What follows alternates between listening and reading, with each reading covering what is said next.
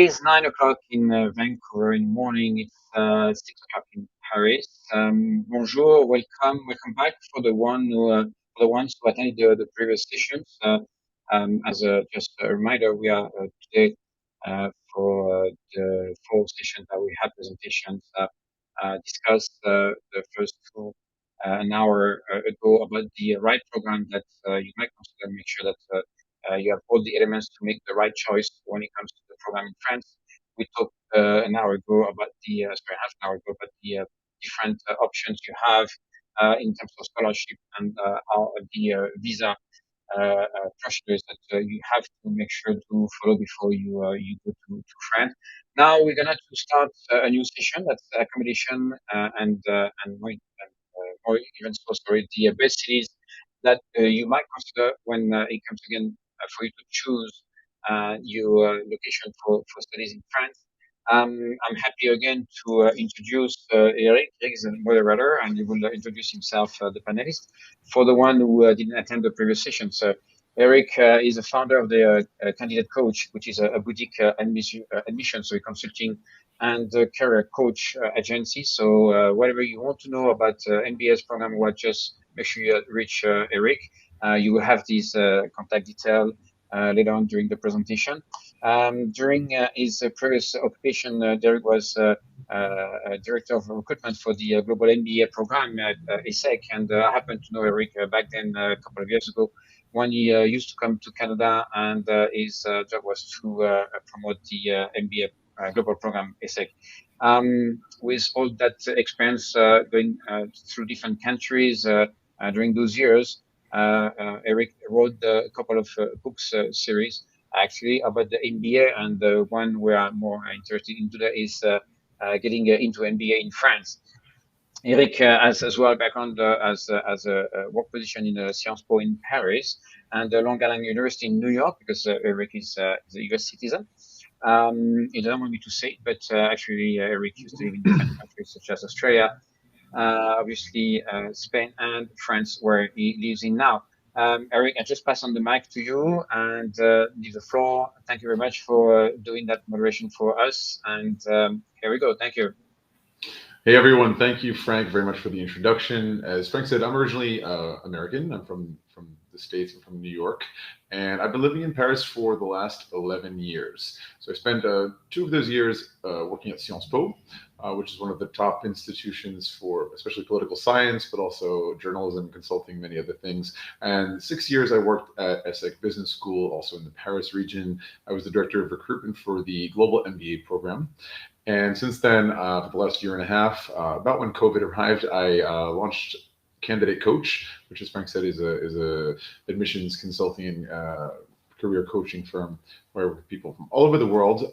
I've been, by the way, many times to Canada, not so far from New York City as Montreal, and I've gotten up there many times. So I love the country, and I'm very happy to be here today to hopefully give you some insight, along with some of my colleagues who I'm about to introduce, about how to find an accommodation and what are some of the best places to pursue your studies here in France. So I guess we'll go ladies first. I'll start with my colleague and friend Diana here. Hi. The question is, hi to both of you. Could you please introduce yourselves and the organizations for which you work currently, as well as some of the previous places you've been in France and nearby? Absolutely. Thank you so much. So I'm Diana. Very nice to be here. Thank you so much. I'm originally from Hungary, but I have had the pleasure to live in about 6 different countries throughout my studies and then after my work. So I'm pretty much related to how it goes when you need to find the right place or the right accommodation. I have also worked in education over 16 years. I had the pleasure to work at emlyon in Lyon for many years as head of recruitment for the international programs. And then after I shifted and I moved down to Monaco, and I was the director of recruitment at the University of Monaco. And currently I am having the best of the best time ever, helping people to move to France under a lovely company called French Connections. We are helping people to move to France all over in France, actually, not just focusing on one area. We are a bilingual team of relocation specialists, and actually we share the love of France, and that's what we are trying to do or help our clients as well, to love France as much as we do, and help with the administration not to be as hard as it can be in France. That's great. Thank you so much, Dana. Fantastic. And Matteo, would you like to introduce yourself? Yes. Nice to meet you. I'm Matteo. Then I'm originally from Italy. I come from Rome, and I arrived here in France in 2014. Since the beginning, I spent those years here in Lyon, where I'm living and currently working. In the past, I lived also in UK, in Sweden, a bit in US actually. And then since 2014, I'm here in Lyon. In the past, I was a recruitment consultant for different consultancy firms. And nowadays, I'm the recruitment manager for the emlyon Business School for a specific program, the International MBA. The emlyon Business School was founded in 1872 and is a private institution. And it's one of the oldest business school in Europe, and it's also among the 1% of business schools to be accredited by international certification. And well, Thanks, it's yeah.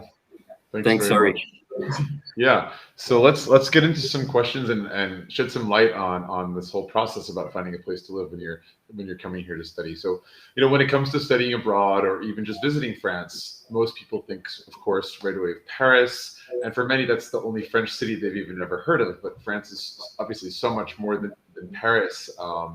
It's a country that has so much diversity in landscape and culture, the different kind of foods you can discover in different parts of the country, and it's also a great place to visit, live, work, and study in these various parts of the country.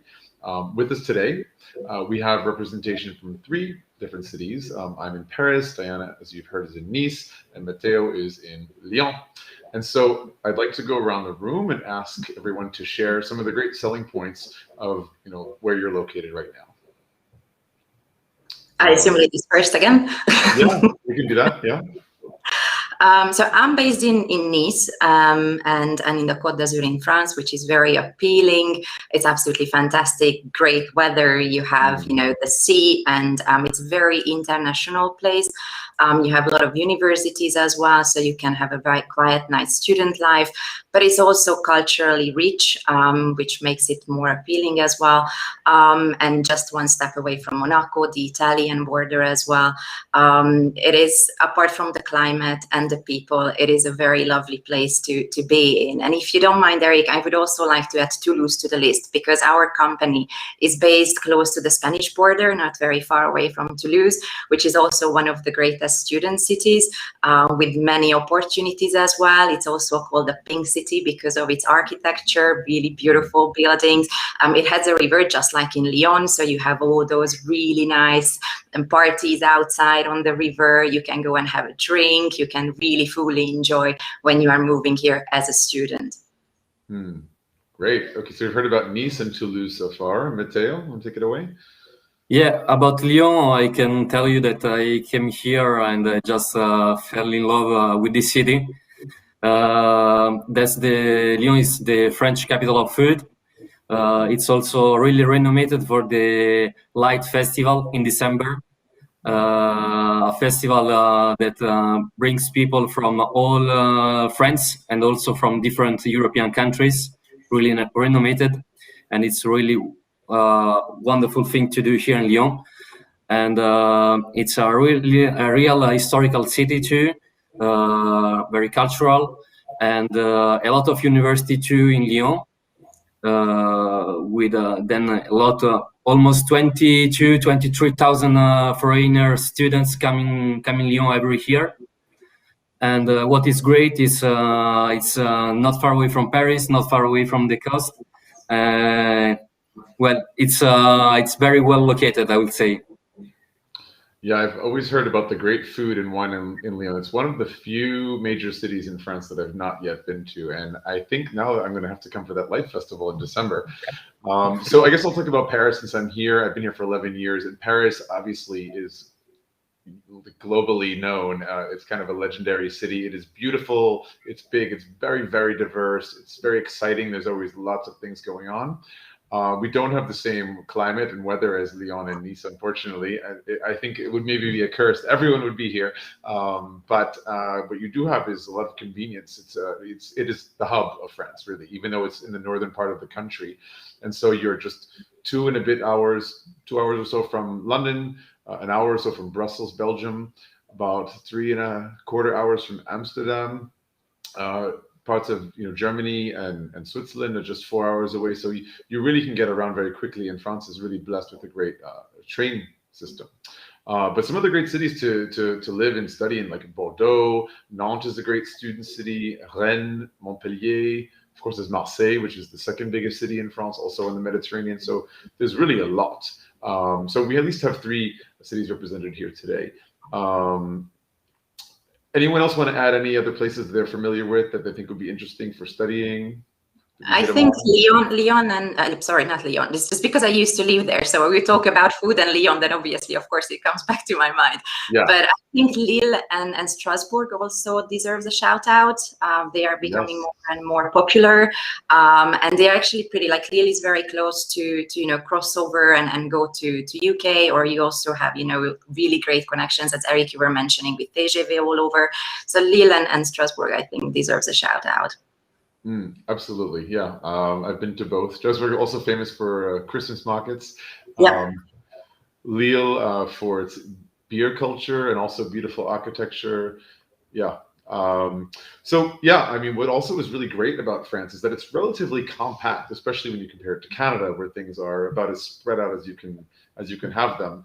But as I mentioned, like really top class infrastructure to get around within cities, like great metro or tramway, buses, like pretty much many ways to get around, and also between cities. So for example, I already talked about traveling outside of France, but within France, I mean, just 2 hours to go from Paris to Bordeaux on the Atlantic coast, Marseille on the Mediterranean is only 3 hours away. So let's hear your comments, experiences, whatever, about transportation in France, getting around. If I can also may add, like, for example, with flights, we have quite good internal flights as well, although France is not as huge as Canada, obviously, but they're relatively cheap. And just for a weekend, you can go for one corner to the other one with relatively no money whatsoever, which is also makes things much more easier as well. Absolutely, yeah. Yeah, that's true. And also, like, I can say concerning my experience, that I found like incredible how like in just 2 hours I can get from Lyon to Paris, and like in the same day we can just do double way, or the same like going to Nantes, for example, like by plane. It's not the transportation. I would say that in France it's really nice actually, compared also like with the other countries where I lived. Yeah. And also, if you really want to be in a low budget, there is a great car sharing services within France, actually. So you can just go on an application, and then you can just see if the car leaves from the city where you are currently at to the destination where you want to go. And it's really technically you just have to pay sort of like the petrol, and that's it, which is also quite safe because the application makes sure that the drivers are safe, that they have been driving along without any accident, for example. So that's also something which is, if you're thinking on a low budget, not a bad thing to think about. And that's really developed, actually. That's really developed. Yeah, I use that too. Yeah. Was it BlaBlaCar you're thinking of? Yeah, I don't know if you're allowed to say those names. So. They're getting free advertisement. So is the TGV at this point. You should get a free ticket now. I mean, I'm expecting it. Then it comes to you both. Yeah. So TGV, that stands for Train à grande vitesse, which means high-speed train, essentially. That's run by the SNCF train system in France, and they have a cheap option called Ouigo. Have either of you taken that one?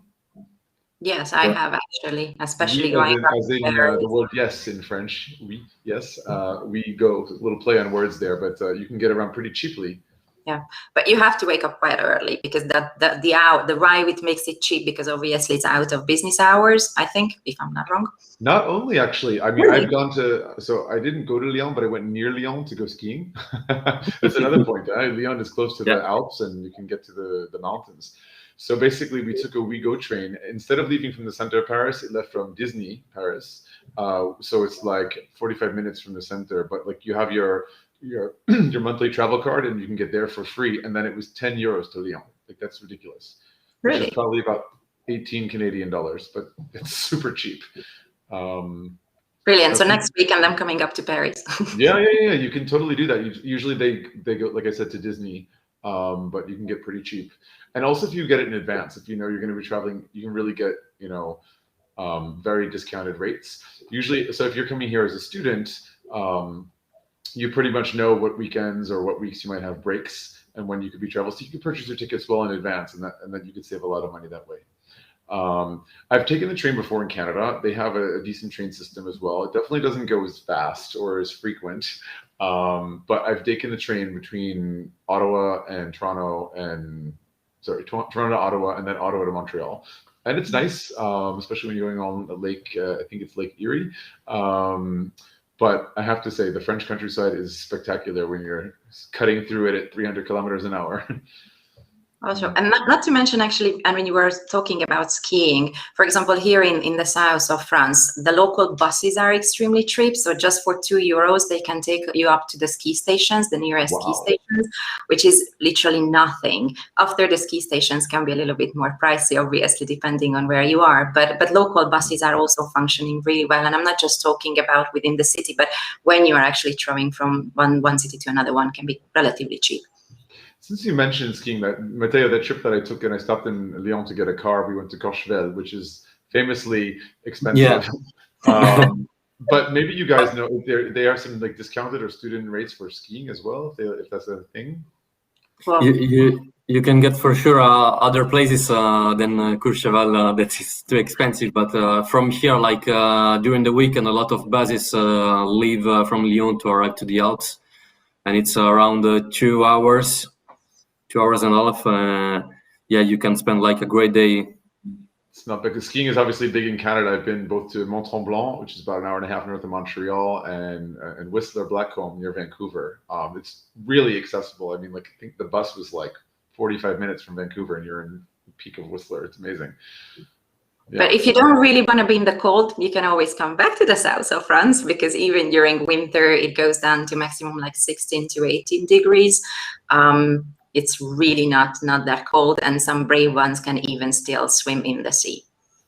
Wow, nice. So switching it back to campus stuff, Matteo, could you tell us a little bit about the campus at Lyon? Like I said, I've never been to Lyon, so give us some visuals. Like, what's campus like there? You can maybe even mention the one, you have a satellite campus in Paris as well. But yeah, what does your campus have to offer, and how does it connect with the city as a whole? Yeah, actually, the campus, we have a campus in Lyon and a campus in Paris. The campus in Lyon is the biggest one here in France. It's located just outside from the city, and it's well connected by subway and bus. That's a big campus next to the park. We have also like a great view on Lyon, and since 2023 actually we are moving to a new campus in the city center of Lyon. Yeah, they are just they start to build a new campus, and the plan it's a really great one. But let's talk about the campus nowadays. So we have like different buildings.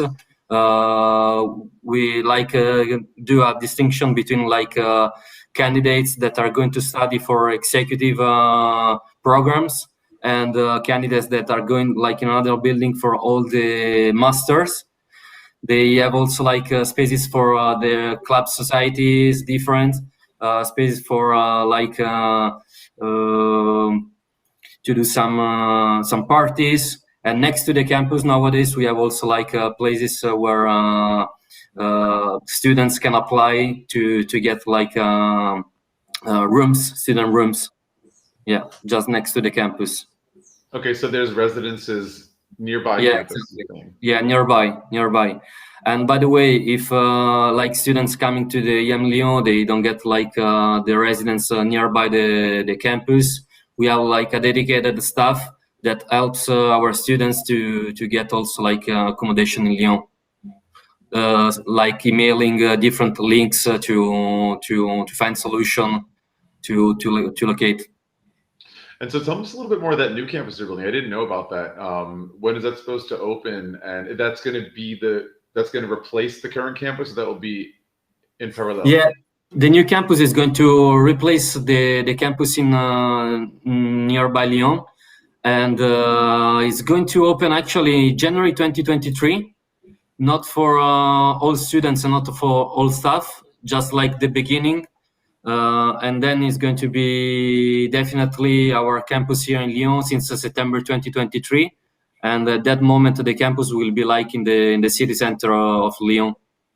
That's incredible. Usually you don't hear about campuses moving into the center. Usually they're moving out. Yeah, yeah, exactly. The real estate is too expensive. You know, it's too cramped. They need more space. They're growing, but that's interesting. So good for them. Good for Lyon. Could you expand a little bit more about like student life? We'll come back to you, Diana, in just a second. But Matteo, just talking about Lyon and campus life, you know, what about like sports, the competitive or intramural events, student life? What kind of associations are there? Yeah. Events can be like events created directly by the students. And it depends actually also from the program. Sometimes like the schools also give money to the students to organize some different events. And about clubs and society, it depends. I mean, like the students can create like different clubs. There are like clubs since years existing at the emlyon. Sports, we have like a gym and 2 grounds of tennis, actually, at the campus nowadays. And I don't know about tomorrow campus, but I think we'll have something like this too. And yeah, that's to answer your question, Eric. Sure. Yeah, thank you so much. And the last question I have for you at this point, in terms of housing, if students want to live off campus, is there a service that helps them find housing, or what kind of support can students expect from emlyon? Yeah, actually, they can expect once they became like students of emlyon, they have dedicated staff to help them, for example, with visa inquiries, or for example, about they will have all the knowledges about CAF, that's like the French office to take like helps for students like coming in France studying. Or for example, they will get information about how to find an house. We have like a dedicated staff for all that can help also with health insurance, for example, how to apply for the French health insurance.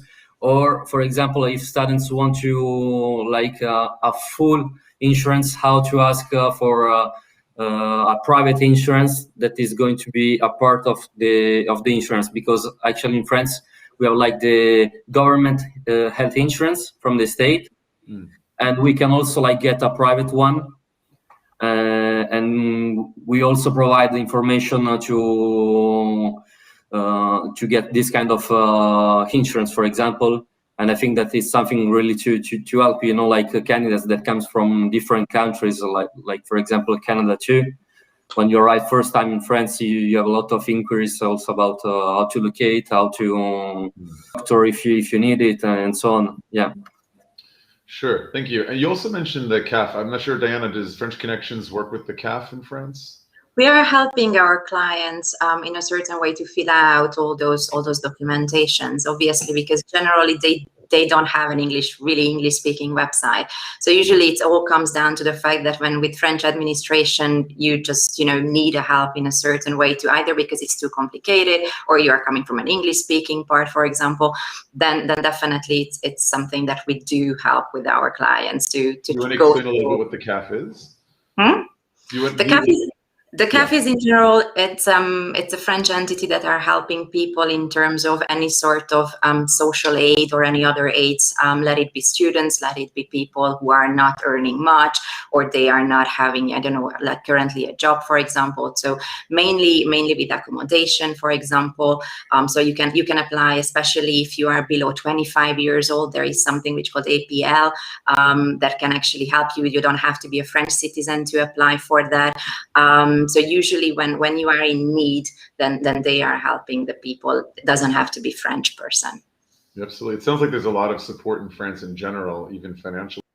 It's interesting There because, like, are, especially for people, students, for students, actually, because when we were talking about, sorry to jump, I'm not sure, but when we are talking about off-campus accommodations, there are a lot of helps that happens to students. As Matteo was also mentioning, there is cruise, for example, which is something interesting to know about. And then obviously, even through Campus France, you can have a lot of support depending on, you know, what is your situation again, because let's be honest, France supports a lot of people, but you will need to prove that you need a support. Of course, yeah, you definitely need to have the right documentation. But the CROUS, CROUS, and the CAF, CAF, those two entities definitely provide support. It's interesting that you don't have to be a French citizen. Like, it's I think it's fascinating. A lot of European countries are good at this. Germany, as well, is kind of known for providing support even to people that obviously don't pay taxes here because they haven't lived here, right? But it can, as a student, the net result or the benefit is a reduction on a rent, in many cases, for what you're paying in rent, or more like it's sort of like a refund, like be able to pay your rent for like 500 or, you know, 1,000, a huge amount of money to help. And even if it is coming as that's. Sorry, we were like declared. Sorry about that. And even if you're just coming, if you're not coming as a student for a long term, but even if you're just coming as an exchange student, actually, you can also benefit from support, which is also interesting to know in a certain way. CAF, for example, also offers support for exchange students as well. So maybe then I'll ask you, like housing options, like typically we have, I'm not sure how often you work with students, but do campuses typically have neighborhoods nearby where students get to live and that are more accessible in price and so on for student budgets? Well, there are different type of accommodations to look at when you are coming as a student. Obviously, the most easiest one is, as Matteo was mentioning, you know, if you're coming through already a university, then you have the right stuff to help you with the on-campus accommodation. What I would mention, if you don't mind, is again the off-campus accommodations, because that's also something which can be interesting depending on the area what you are choosing. Obviously, Paris is one of the most expensive, but then depending on where you are going, prices can go down. In terms of our off-campus accommodations, you can rent an apartment, for example, which depending on, again, your budget, whether you are renting it on yourself or you can flat sharing, for example, and then also can reduce the prices. It is interesting to know that in France, in general, to rent an apartment is not that easy because there is a lot of requirements that you have to fill in, and I assume we're going to be talking about it a little bit later. But also, for example, if you don't fill those criteria, there are certain apartments, housing apartments that are dedicated to students. Sometimes even, again, advertising, but Airbnb can offer interesting options for students if they are not coming from, you know, if you're coming and you don't have the accommodation right away, you can always just rent an Airbnb in the beginning and then find something else for yourself if you don't want to be, you know, living on campus, for example. You can try to find something already when you are not in France yet, but if you have the financial means, it's always better to be here already, because then you will be able to visit the apartment, you will be able to meet the owner of the apartment, you can make sure that the location is the right for you. So if you can be in France and visit the apartment where you will going to be living, that's a better option if you are choosing to live off campus. It's interesting you mentioned Airbnb, and I think that's absolutely true, especially since COVID, a lot of apartments rentals or short-term, kind of longer-term use for students, which is actually had a positive, let's say, on the rental market for students. It's kind of brought prices down. So many more apartments became, at least that's what I've seen in Paris. What I can also say is the person who represents Paris in this conference is that I know when I used to work at Sciences Po, which is schools for like political science in the center of Paris, they don't have residences, but what they do have is kind of a network of recommended options for students. So like they have a helps them to find a place to live at a reasonable price that's well connected and in a safe area, of course. And so they sort of have this list of landlords that they'll refer to people, and they kind of have it on a rolling basis. Later, when I worked at ESSEC Business School, they have a different situation. So they, like I said, most schools tend to move away from city centers. In the 70s, they moved out to a place called Cergy, which is in the suburbs outside of Paris. It's very well connected by train. It's about a 45-minute ride from Paris, and they have 4 residential areas. So there's a lot of housing options there. People choose to live on campus. Some choose to live nearby campus, and some choose to live back in the city. They, part of the reason they wanted to come to France was the city and not like in the suburbs, or it might be for the reason that it's close to companies when they're, not just in class, but sometimes their weeks are split up and they're more about visiting companies and doing projects and so on. So depending on what your needs are and what you might prefer one over the other.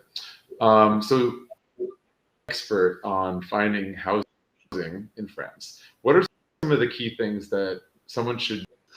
Well, as I mentioned, one of the things should be that what corresponds to your need in a certain way. Would you like to be living on your own, or would you like to be living with someone else because you are not so comfortable in a new city with your, in a new area in a certain way?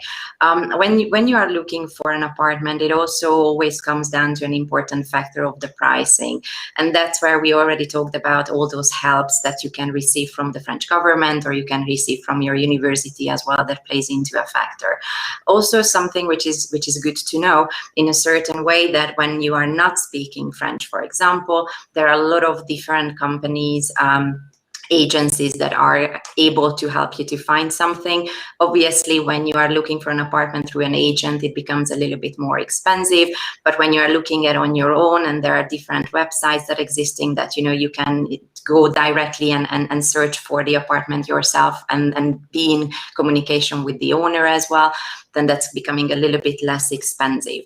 There are also two different type of apartments, if I can say that way. In France, we have furnished and unfurnished apartments. Usually, if you are looking at just for a shorter period of time, let's say for 1 year, then it's good to go for a furnished apartment, because it's going to be a little bit more easier to getting it, and then also going to be a little bit more easier to get out of a contract, for example. But if you are staying on a longer term, let's say for 3 years, then you can look at unfurnished apartments, and then you can do it and furnish it on your own way if you want to. Nowadays with IKEA or on Facebook, when people are going and selling their goods when they are moving out, it's really not that expensive when the couple of you gets together and actually furnishing something. But obviously, getting a furnished apartment is most probably the easiest way to do so. And proprietors, owners are actually much more keen on renting it out for a shorter period of time. Also, something else when we are renting an apartment here in France is important to know, which is actually, maybe why it's easier to live on campus, because you also need to have, you will need to pay for your own bills, so you will need to set up your utility bills. That's also something that, for example, our company helps to people, that how you can set up utility bills here in France when you are renting an apartment. You will also need to make sure that your apartment is insured, and obviously you will also need to prove that you have the financial means to rent that apartment out, which means that you will need to have a guarantor. So there are a lot of different aspects to it. Again, the best is that I cannot express it enough, sorry, but to be here, walk around, have a look into the areas, what you like, get your book or eat somewhere, and then talk in the restaurant with people, what are the best locations to be living, and see it for yourself. Absolutely. I mean, I often recommend to people, when I was working at ESSEC and in the recruitment process, I would suggest if they can come, few days, maybe a week. Some people come even like a month or so early to take like a French language class before they begin their program. But it's a great way to, first of all, like get settled, jet lag if you're coming from very far, maybe tourism out of your system. And yeah, if you can practice, speaking in French, that would definitely help, your year ahead. But as you said, I'll get to know the neighborhoods and see where you feel comfortable. But if you don't have a good thing you can do is to connect with people either on Facebook or LinkedIn or some platform. A lot of times the schools will list of emails or create a group. Anyone who's incoming can get in touch with each other, and that could be for the purposes of linking up if you're not going to live on campus. So all that stuff is very helpful and a very good idea. So there's a lot of terms that come up because I feel like it's like an art and a science finding an apartment, especially in a place like Paris where everyone wants some strata that you can take to efficient. Make sure that you get the apartment that you have your eyes on. People talk about a dossier complet, having a garant, un caution. Could you explain some of those terms, maybe translate them first, what they are and why they're important? Sure, absolutely. So in terms of renting an apartment, no matter where you are in France, there is always a high demand. Actually, I learned or read somewhere that there is 36% of the population in France is renting an apartment yearly, which is relatively high when we are looking at the population numbers. So there is a high demand, which means that you need to have a strong dossier. The dossier is actually your file, which contains anything and everything about you yourself. So for example, you need to have your passport, you need to have your visa. It's very important that you have the right visa that is allowing you to live here in France. You will need to prove that actually, if you have the right financial means. When you are coming as a student, and we are talking about financial means and guarantees, it's usually your parents, so they can ask for the bank statement of your parents. If your parents doesn't necessarily have enough to prove, which is normally about 1 to 3 months of the 1 or 3 months of the rent that you have to pay. That's something that they are asking in advance to pay for as a caution. So if your parents cannot put that down, then you can actually have other companies that are helping you. So again, advertisement, but there is Guarant Me, which is helping a lot of students to become the guarantor when they are not able to prove that on their own. Usually how it works, for example, that you're going to make an appointment with them, you can do it online as well, and they're going to charge about 3.5% of your rent. And then you just have to pay it at once in advance for the year, and then they're going to become your guarantor. There is also other options like Visual, so you're going to have the links, or you already have the links to see that, and then they can provide guarantees for you. Here in France, unfortunately, there is not much you can do in terms of renting an apartment without a guarant. You can get absolutely lucky, and then you can go on sites, for example, Le Bon Coin or places like that, where you can get in contact directly with the owners, and then they might they're very nice and they're very touched by your story, and then they're going to rent you out the apartment, but you still need to make sure that you are going to be able to put down the guarantee, the caution, which is actually serving for the fact that while you are living in the apartment, you are going to, most probably do some things in it. Obviously, you will need to give it back in the state as you are renting it out on the same day. So when you are renting out an apartment, you also have to visit it, and you have to have an inventory to make sure that, I don't know, there was 3 holes on the wall when you arrive. So when you are leaving, you still have to leave that 3 holes there, and you cannot have much more. If by any chance during those time that you were staying in the apartment, something went wrong, then usually the owners are using the money that you put down for cautions to as a guarantee to repair the apartment or repair the things that you let's say not on purpose damaged in a certain way. In other ways as well, in terms of a dossier complet, so the complete file, they also usually, you know, put down, it's very silly, but apart from a guarantee, sometimes they ask for recommendations as well. So like you can have someone, you know, if you already rented out an apartment somewhere, you can get a recommendation from that person stating, you know, that you were a great tenant, that you were not causing any problem, that you know, apart from your parents or a company vouching for you in terms of money, you can have other people vouching for you as well if you've already been living somewhere else as a tenant. Yeah, so in that file, I think it's usually beneficial to show up with that file in hand when you go to visit an apartment.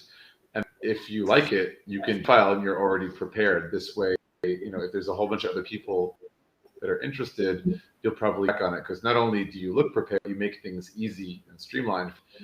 And when we are talking about the dossier as well, something which is important to know is that if you are going through an agency, that's the agency who's going to take care of it and collect all the documentations from you. When you are going through a direct owner, for example, then the owner is the one who's going to print out the accommodation contract, let's say it this way, but you will need to show up with all your documentations, and then you're going to go through everything together. Right, exactly. But the last thing I'll ask, alternative, is any comments, either of you, or Diana, about language? How important is it to speak French? And what could you do if you're struggling with that? Well, for me, the easiest answer is to contact French Connections if you don't speak the language, and we can help you with the administrative things. Certainly, sounds like a good option. Anything to add, Matteo, about language? Italian, I don't know if you spoke French before you came here. Me personally, when I arrived, it was without any knowledge about French, and just starting to do French school for a couple of months, and it was fair enough to have at least like some knowledges to start to find a job and to stay in France and keep improving. And for example, at the school for international students coming in some programs, we also like provide a couple of weeks of French accelerator classes. That's really nice. Also, like to start to have some knowledges, you know. Yes, definitely. But also, as Eric mentioned, you have all those social media platforms that are also really helpful when you are struggling. So if you don't speak the language necessarily, you can find dedicated groups for doing something, and they can explain a lot of things on Facebook groups, for example. And actually, I will say also, like personally, when I arrived, I went to some bars, for example, for tandems with other people, exchanging like languages. I used to speak like in Italian with some French that used to speak some French with me, or like with English people. I mean, that's also like another way to start learning and doing also like new friends here in France. Exactly.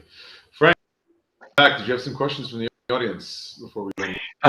Well, yeah, I will sum up maybe two of them. We have just a few minutes before we wrap up. One, I'd like to put that in a nice way. So somebody just read the point that sometimes French people have this reputation to be arrogant. It's not me to answer that question, and you guys live in France, so you make a choice living there, and I guess that's a good reason. You mentioned about a lot of possibilities in France, talks about the ski on the Alps and access to different countries. But I'd like to give more context to that question, and maybe to ask you more about, obviously there are differences between people living in French people living in North France, or South France, East or West. So what would be what the student will expect should they decide to go to Marseille rather than going to Lyon or staying in Paris? Are there big differences in those different areas, or even North Lille, for instance? How would you just describe those?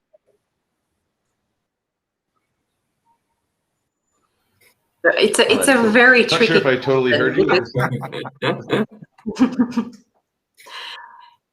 It is a very tricky question, because we all live in France, and obviously, as we've been, apart from Matteo as well, a very long time, but Eric and myself, we've been living here for over a decade. Obviously, this is our home. So if it would be so horrible, we are not crazy, and we would have not stayed in here at all. Yes, it's true. Depending on where you are going, if you're in a bigger city or in a smaller city, it varies, how kind people are, just like in any other country. When you're in a capital, you're focusing on, small districts. When you are in a bigger city, like in Nice, everybody lives all together in a certain way. As long as you are accepting the fact that you are moving here in France, so it's not the French people that are going to adapt to you, but you have to adapt to the culture, and you will have to do the necessary to integrate. I think you're going to be fine. Where problem starts to happen is that in a certain way, you are not respecting the local rules, or you are not respecting the local people because but because you have to. Actually, that's the short way and short way to answer to it. But French people can be extremely welcoming. They can be extremely kind. They can be, once you are becoming a friend with them, it's going to be friendship forever. They really appreciate even if you just speak a couple of words. But just like everywhere else, of course, you can bump into people that are not going to be so kind. Matteo? I think that's very accurate. Yeah, exactly. I think we have like anything to add at what Diana says. No. I agree. I mean, it's like 7 years that I'm living here. If I wasn't, I didn't feel like, well, I wasn't here. And we don't have like to generalize. It depends always, like you can be in the south, in the center, in the north, in a big city, small city. It always depends on who do you meet. And as Diana said, once again, it's about us coming here in France to adapt to their culture. Okay. We have another 2 minutes, even maybe less than that. So that would be a very fast, quick question and maybe a quick answer as well. You mentioned, Eric, when you talk about Paris being the hub of France. Would you say that that's a question somebody would say that France is the hub of Europe? Sorry, and if so, are there some parts of France where it's easy to travel outside of France to have a chance to visit as well Europe? I just talked to somebody that I know that told me that she took the plane, EasyJet plane, and it cost her 17 euros to go from Geneva to Copenhagen, one way 17 euros. Another friend of mine who told me the other day that actually cost him more to pay the taxi to go from downtown Paris to Roissy Charles de Gaulle than it cost him to go from Roissy to Roma, Matteo, in Italy, where actually it was 34 euros only. So is that something that you would like to comment on as well? I mean, yeah, you can get around cheap. I mean, I think the days of traveling as cheap as like 10 euros, or I traveled once for 99 cents in Europe. Those days I think are gone, but you can still get pretty cheap. Yeah, I flew from Berlin to Stockholm for 99 cents, everything included. Unreal. That was Ryanair. But yeah, I mean, I think it's pretty normal. You get some cheap flights, like 25 bucks, 45 bucks, within Europe. It depends on the time of year. If it's like winter or not, like a week where people are on vacation, like the airlines all know when people are going to be on vacation and prices go up. But you do have like multiple options between, like we talked about, like car shares, train, plane, you can, and buses. There's some really cheap buses you can get discounted prices for getting around, so it's not an issue. And yeah, France is pretty central. Like I said, it's situated between Spain, Italy, Switzerland, Germany, and the UK and Belgium, and so you have a lot of places to visit around France, pretty close and pretty cheap. Anything else to add, Diana and Matteo, before we wrap up? From Lyon, I can say that I heard about, you mentioned Rome, Franck. I can say that from Lyon, I can get double way to Rome for 80 euro actually. And it's nothing. And I mean, yeah, as Eric said, we are like almost in the center of Europe. And I mean, from the south or Lyon or Paris, we can easily move to London, Madrid, Barcelona, Rome, Berlin, I mean, wherever in Europe for really cheap. Yeah, just maybe quickly say that the international airports, it's usually in Paris, Lyon, Nice, and Marseille. Yeah. Okay. All right, just a few words to close the session, and again to thank you very, very much, Diana and Matteo, for your time today, and then your very good experience that you share with us. Thank you, Eric, for emailing that presentation panel. Sorry. And from comment I can see from the panels, it looks like people did learn a lot of things. So I hope that we provide to you, I'm talking to the audience, all the information, all the information you was looking for. If not, just feel free to contact us, and then obviously we'll come back to you with more information and detail that you might think that we have not covered. I would like again to thank you very much. Wish you a good end of day. You're at the end of the afternoon almost, and I'm gonna see you with Eric in less than 10 minutes for the next session. That would be the end of the series today, and that would be how to the advice is how to prepare yourself for a good semester in France. We just have a 10-minute break, and we see you in 7 minutes actually. Thank you again very much, Maria and Matteo. Have a good end of day, and see you soon. Thanks very much. Thank you. Bye. Thank you. Bye. Thanks, everyone.